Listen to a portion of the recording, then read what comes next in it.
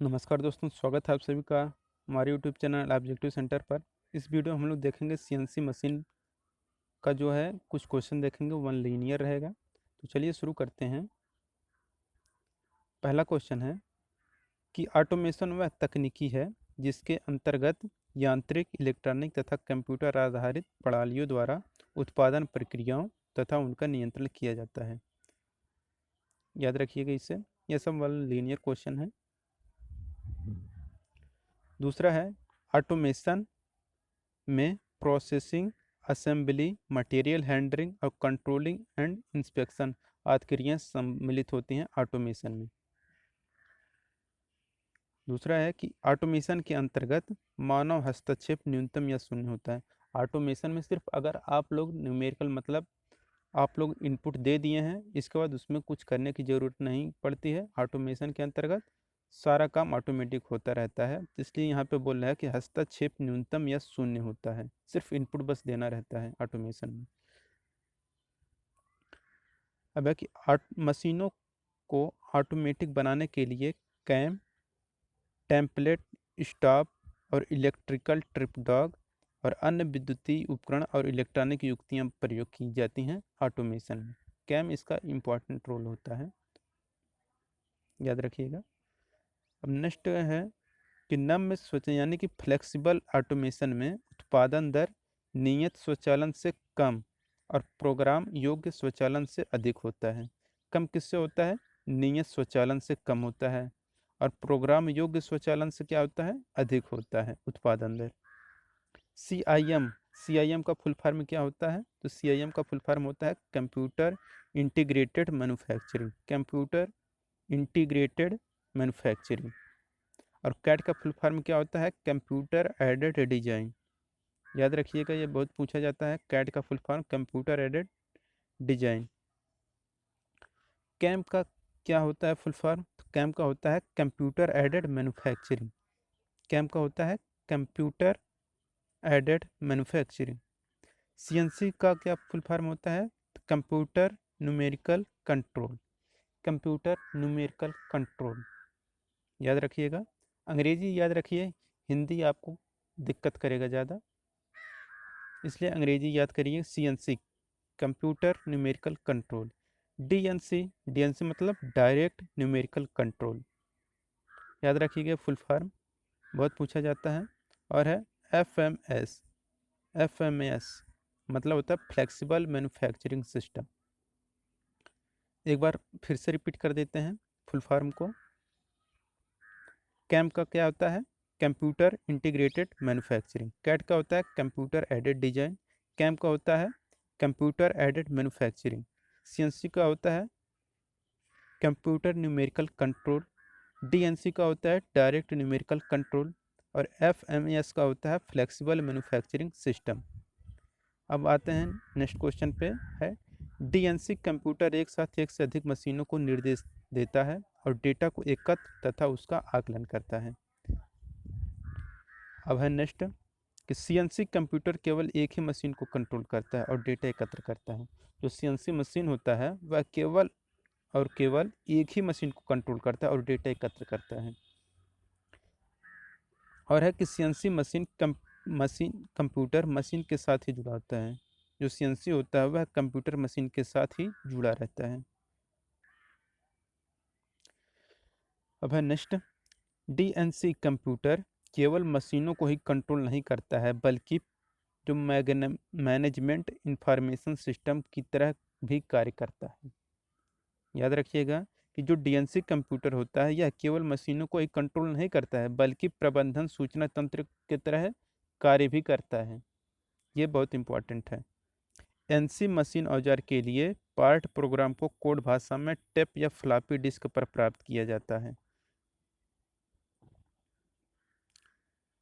दोस्तों, अगर वीडियो पसंद आ रहा हो तो वीडियो को लाइक करिए। अगर आप हमारे चैनल पर नए हैं तो चैनल को सब्सक्राइब करिए।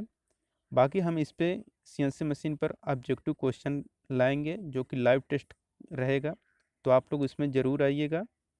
कल हम लाएंगे उसको ऑब्जेक्टिव क्वेश्चन लाइव में। पार्ट प्रोग्राम या प्रोसेस प्लानिंग पार्ट अंग निर्माण हेतु मशीन ऊर्जा द्वारा की जाने वाली सभी प्रक्रियाओं का क्रमवार विवरण या निर्देश होते हैं। तो इसलिए अच्छे से आप लोग पढ़िए, ऑब्जेक्टिव क्वेश्चन हम लाएंगे, लाइव टेस्ट में आप लोगों को आना अनिवार्य है। डीएनसी मशीनें सीएनसी मशीनों की तुलना में कम नम्य होती है, यानी कि लेस फ्लेक्सिबल होती हैं। जो डीएनसी मशीनें होती हैं वह सीएनसी मशीनों की तुलना में लेस फ्लेक्सिबल होती हैं।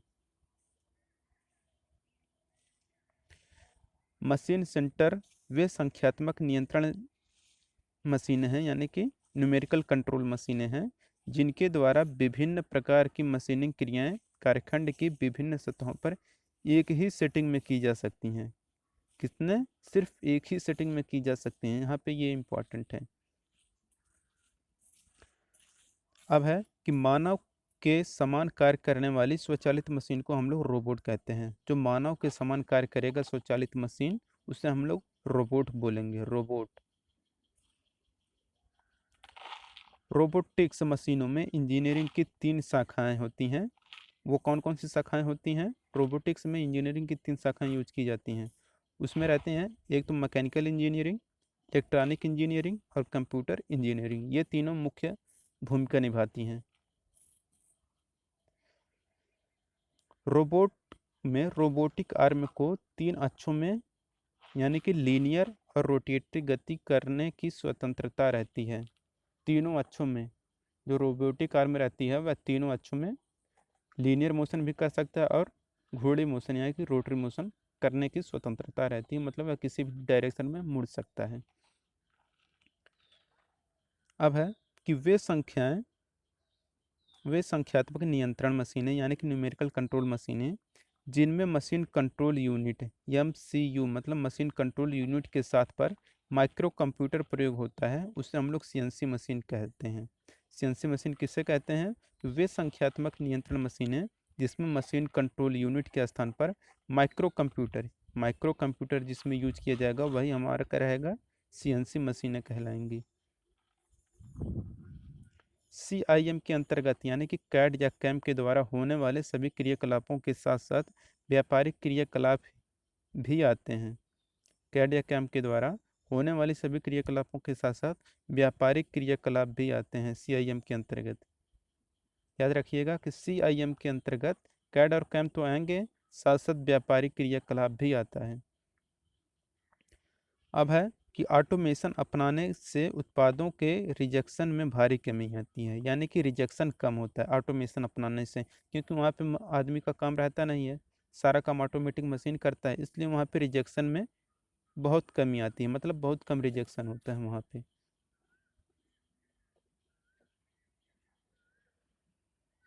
अब है वे मशीनें जो किसी कार्यखंड विशेष के लिए नियत की जाती हैं, उसे विशेष उद्देश्यों की मशीनें कहते हैं, यानी कि स्पेशल पर्पज मशीनें कहते हैं उसे। वे मशीनें जो किसी कार्यखंड विशेष के लिए नियत की जाती हैं उसे हम लोग स्पेशल पर्पज मशीन बोलते हैं। कैम को अपनाने से वर्क इन प्रोसेस में कमी आती है। WIP वर्क इन प्रोसेस में कमी आती है कैम को अपनाने से। आएगा क्वेश्चन कि कैम को अपनाने से किस में कमी आती है, तो आएगा आंसर क्या होगा आपका? Work in process. टिक करिएगा वहाँ पे। अब है कि स्वचालन अपनाने से मैन्युफैक्चरिंग लीड टाइम, यानी कि MLT मैन्युफैक्चरिंग लीड टाइम में भारी कमी आती है। स्वचालन अपनाने से MLT में कमी आती है।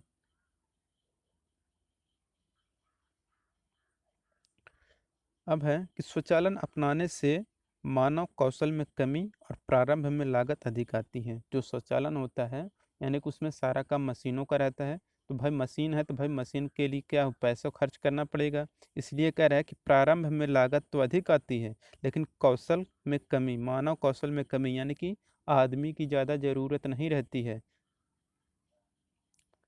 अब है कि टरेट व कैपेसिटर खरादें, turret and capacitor lathe engine खराद या केंद्रक खराद का ही विकसित रूप है। कैपेसिटर व टरेट जो लेथ होता है वह इंजन लेथ या सेंटर लेथ का ही विकसित रूप है। अब है कि टरेट व कैपेसिटर लेथ का उपयोग मास प्रोडक्शन में किया जाता है। किस में किया जाता है? कैपेसिटर व टरेट लेथ जो होता है उसका हम लोग मास प्रोडक्शन में यूज करते हैं। अब है नेक्स्ट क्वेश्चन कि इन जो सेंटर या इंजन लेथ होता है वह विशाल पैमाने के उत्पादन के लिए सर्वथा अनुपयुक्त रहती है। मतलब विशाल पैमाने के लिए सेंटर या इंजन लेथ यूज नहीं कर सकते हैं ज़्यादा। अब है कि खराद मशीन यानी कि लेथ मशीन को टर्निंग मशीन भी कहते हैं। क्या कहते हैं? खराद को मशीन को हम लोग टर्निंग मशीन। कभी कभी क्वेश्चन आएगा खराद मशीन को और किस नाम से जानते हैं, तो हम लोग जानते हैं टर्निंग मशीन के नाम से भी। तो यहाँ पे इसका ये हो जाएगा। खराद या टर्निंग से सामान्यतः वृत्ताकार और अनुप्रस्थ काट वाले अंक प्राप्त होते हैं। खराद या टर्निंग से सामान्यतः सर्कुलर अनुप्रस्थ काट वाले अंक प्राप्त होते हैं, याद रखिएगा। खराद मशीन लगभग अन्य सभी मशीनी औजारों की जन्मदायिनी कहा जाता है। सभी मशीनों की जन्मदायिनी कहा जाता है यानी कि मदर। खराद मशीन अन्य सभी मशीन औजारों की जन्मदायिनी कहलाती है।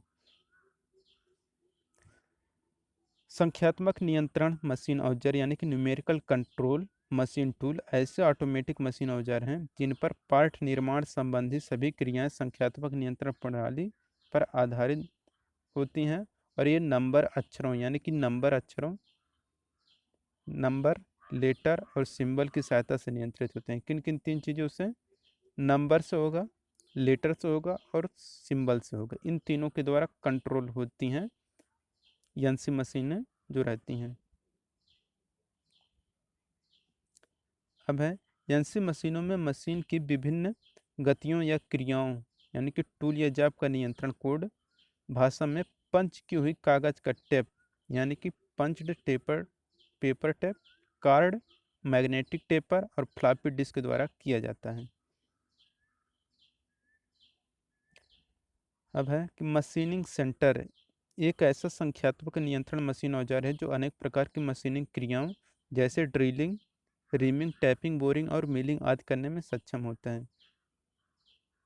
ये जो होता है मशीनिंग सेंटर एक ऐसा संख्यात्मक नियंत्रण मशीन औजार है जो मशीनिंग क्रियाओं करने में सक्षम होता है जैसे ड्रिलिंग, रीमिंग, टैपिंग, बोरिंग और मिलिंग।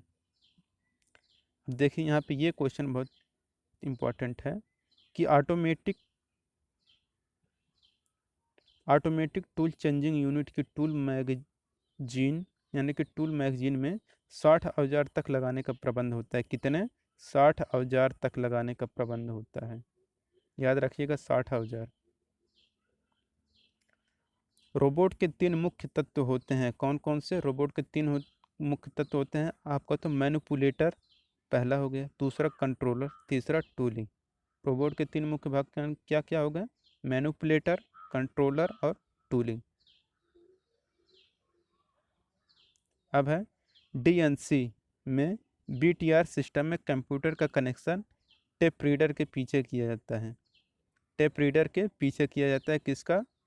डीएनसी के बीटीआर सिस्टम में कंप्यूटर का जो कनेक्शन किया जाता है वह टेप रीडर के पीछे किया जाता है। अब है कि जॉब शॉप प्रोडक्शन में अधिकतर जनरल पर्पज मशीनों का उपयोग किया जाता है। जॉब शॉप प्रोडक्शन में जनरल पर्पज मशीनें यूज की जाती हैं। अब है जब कोई फैक्ट्री एक ही वस्तु का निर्माण बहुत बड़े पैमाने पर करती है तो उसे हम लोग मास प्रोडक्शन बोलते हैं। क्या बोलते हैं? Mass production. जब कोई फैक्ट्री एक ही वस्तु का निर्माण बहुत बड़े पैमाने पर करती है तो उसे हम लोग बोलते हैं मास प्रोडक्शन। अब है जब एक समान उत्पादों का उत्पादन एक नियत संख्या में किसी आदेश विशेष अथवा नियत समय अंतराल पर किया जाए तो ऐसे उत्पादन को बैच प्रोडक्शन बोलते हैं। क्या बोलते हैं? Batch production. कब बोलते हैं? जब एक समान उत्पादों का उत्पादन एक नियत संख्या में किसी विशेष आदेश विशेष पर अथवा नियत समय अंतराल पर किया जाए तो उसे हम लोग बैच प्रोडक्शन कहते हैं। दोस्तों अगर वीडियो पसंद आया हो तो वीडियो को लाइक करिए। अगर आप हमारे चैनल पर नए हैं तो चैनल को सब्सक्राइब करिए। जिन लोगों ने वीडियो को शेयर नहीं किया है उन लोग वीडियो को शेयर कर दें।